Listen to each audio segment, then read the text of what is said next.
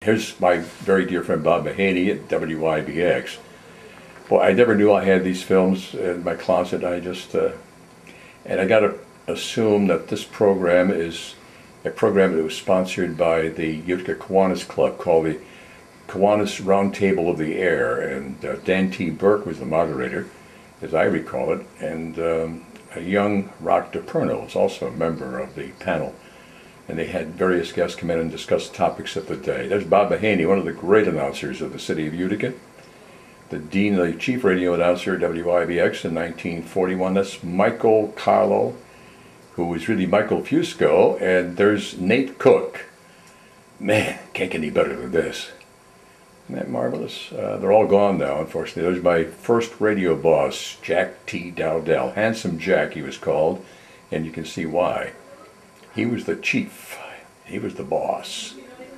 And there he is with his patch cords, or no, his earphones first, and then, yeah, plug it in, Jack.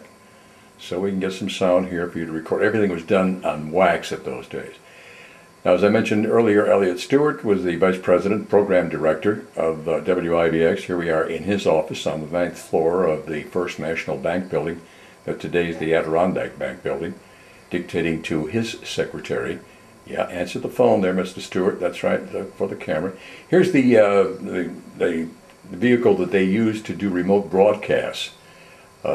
Jack Dowdell just got out of the truck, and this is the transmitter site for WIBX in 1941 when they were on 1230 kilocycles. And this is located in Marcy, New York, and we get a chance to see Ed Radley, who is Jack's right-hand man. Ted Fisher was one of the engineers, a real great gentleman. What a super stand-up guy he was. I haven't seen Ted in a while. Ed Radley, who was the right-hand man for Jack Dowdell, and also they're working at the transmitter. A young Ed Radley. Weren't we all at one time?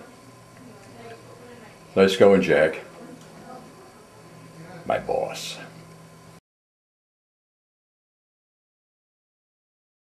Ted Fisher. This is 1941, WIBX, Utica, 1230 on the dial.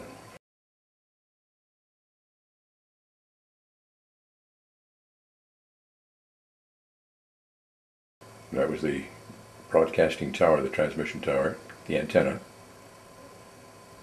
That was able to get all these WIBX broadcasts into the air. Oh, IBX, this has got to be the man on the street. It is. There's Michael Fusco, Michael Carlo Fusco, called him Michael Carlo in those days. In the back is the big ham, my first boss, Jack Dowdell, and that's Hal Smith, who went on to be a big star in Hollywood. He appeared on the Andy Griffith Show, as remember him with the playing the perpetual inebriated visitor to the what the heck was his name there? The one his name on the tip of my tongue here. Then he did a lot of other work too in the shows on the network. They're doing this in front of Liggett's drugstore on the busy corner in downtown Utica, 1941. Jack, you're taking up too much camera space. Michael Carlo. Then he used that name as a professional name in 1941 on the radio station, and then he reverted back to Michael Fusco from Binghamton, New York. He was the brother of Danny Fusco.